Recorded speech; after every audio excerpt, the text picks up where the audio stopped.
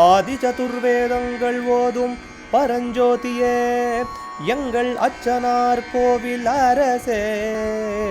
நம்புவோர்க்கு உபகாரி என்பதில் இவரன்றியில் நாட்டில் ஓர் தெய்வம் யார்கான்.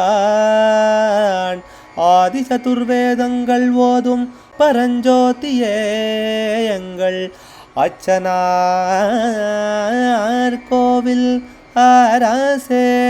சுவாமியே சரணமையப்பா. அச்சங்கோவில் அரசே சரணமையப்பா.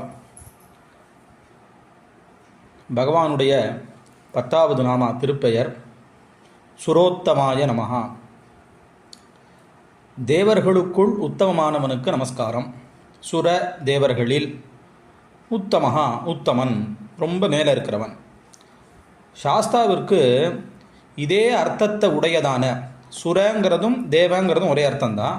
அதனால் தேவோத்தமன் அப்படின்னு ஒரு பெயர் இருக்கிறதாக சிவமகாபுராணம் தேவதாரு மகாத்மியம் சாஸ்தா அவதார அத்தியாயம் 14வது அத்தியாயம் 79வது ஸ்லோகத்தில் பரமேஸ்வரனுடைய வாக்காவே ஒரு ஸ்லோகம் அமையிறது.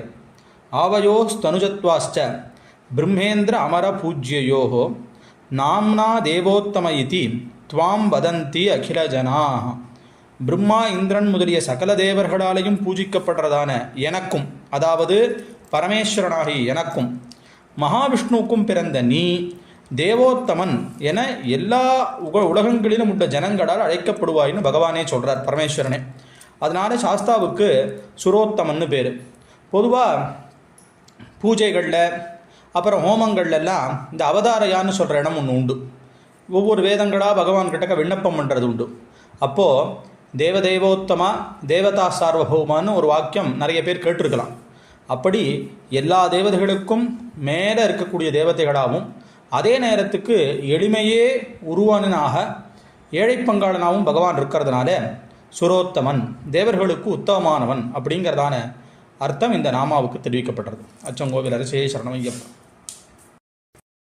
அச்சனார் கோவில் அரசே. சுவாமியே சரணமையப்பா.